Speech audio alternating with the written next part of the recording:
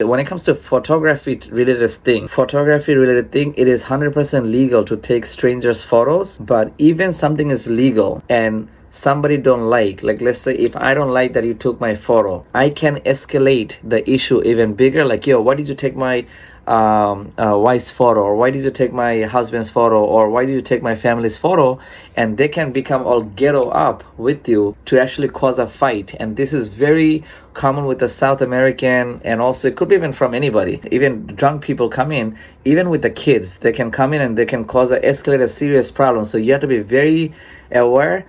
Just so you know, you're on your own. No law gonna fix you over there. I'm telling you earlier, the law is effective, but the law does not get enforced the way it's supposed to be. So you on your own, you have to gear up. You're gonna have to get your hands dirty if your safety is under trouble, okay? And the police not gonna come in quickly, just so you know, and you're not gonna find them when there is a problems coming in. And sometimes it's going to be so busy and crowded, they're never going to even see you. I don't think calling 911 may not be so fast on that type of locations. And if you do look for police, by that time, they're already gone. Okay, because the criminal or crime escalator already know that you went there to look for police. So they're going to already relocation from themselves to de-escalate the situations, because they know, and they'll find you again. You get it? So there's a whole bunch of hood people without any, not doesn't have to be only hood, but there's a whole bunch of people without any future, without any product. Guess who got the product? You're the one who got product. Guess who's the one with the future? You're the one with the college student. You're not gonna try to cause problems because you have a credit, you have credit score, you have your bank have saving account. But these kids who probably live in a projects, or people who have no futures and already have a repeated offense, gonna try to mess with you, okay? That's another thing you gotta watch it, okay? And another bonus I want to tell you is this.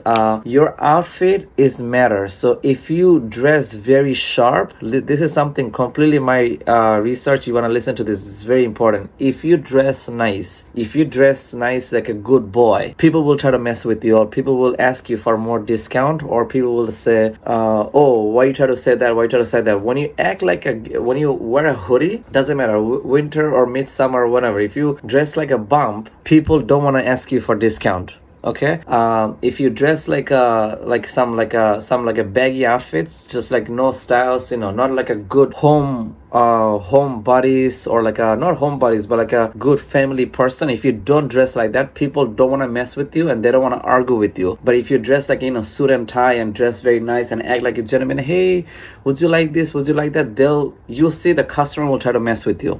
Okay, so this is a very important lesson. I have noticed when I used to wear glasses, this is a time customers sometimes try to do bargaining, and when I don't wear glasses, when I wear sunglasses or don't wear sunglasses, this is the days they don't try to bargain with me. They know whatever I said, that's what it is. That's the price they have to negotiate, or whatever. Or if there's any argument, the other person will not talk back to me because I'm not wearing glasses. Because when I wear glasses, they think you're a good person, you're a sweet college person, and then I also look young. I already kind of have a pretty young face, and I actually, what I'm being told before by multiple people, that I do look good and I do look young. When I wear glasses, it makes it look much more smarter and professional and extra good looking. Then this is the time these people will try to mess with me. So if I try to argue with them with the nice glasses, they might not take that serious. You get it? So appearance does matter. That's why I don't recommend people to dress extra sharp depending on the weather situation. So be very aware of that. I have another friend who actually got beaten up because he's such a well dressed and he wear very nice glasses, and he's also look much more attractive than me. He got beaten up. He got one punched by somebody because he took somebody's photo. So the father got upset and then actually fought with him. And I told him, like, don't wear glasses.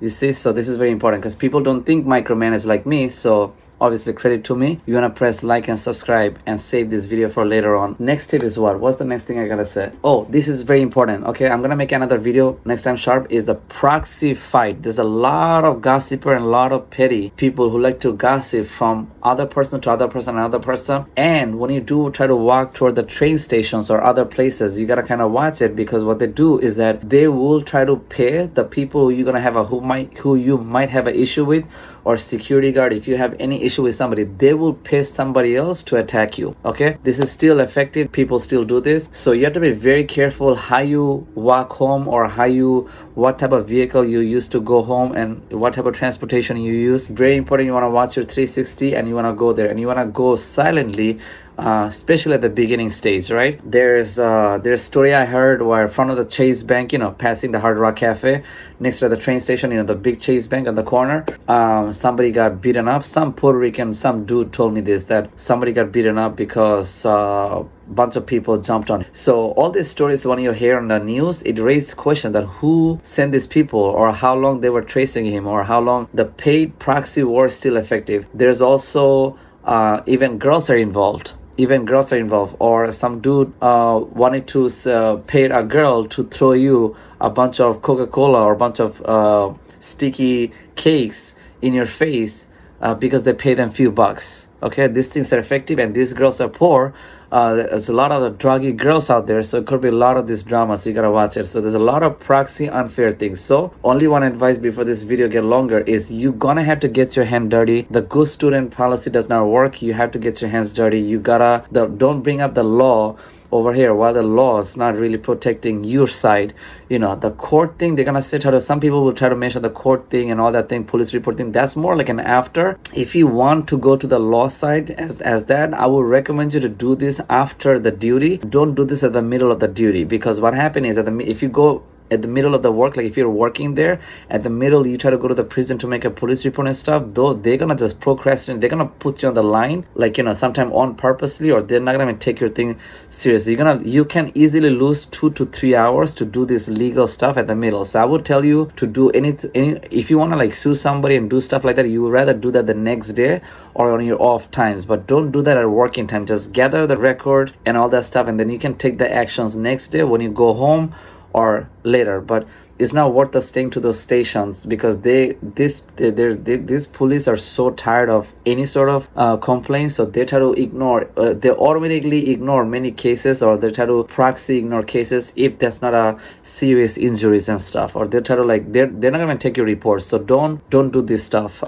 Do the legal actions later, but instantly right now you want to fix the instant issue right at the moment. Okay, and it's very important to have some sort of body cam with you. Is very important. I use Insta360. You can use GoPro. There's make sure there's loop recording, and make sure you have 128 to even more gigabyte of SD card. Like and subscribe. This is a quick video for all the awareness on Times Square. And there's a very important one I forgot to mention, that's very, very important. I don't know how I forgot to mention. I'm probably gonna make that part 3. You wanna search the other videos so to take a look. There's a very important thing I forgot to mention. Part 3 coming up next. Over.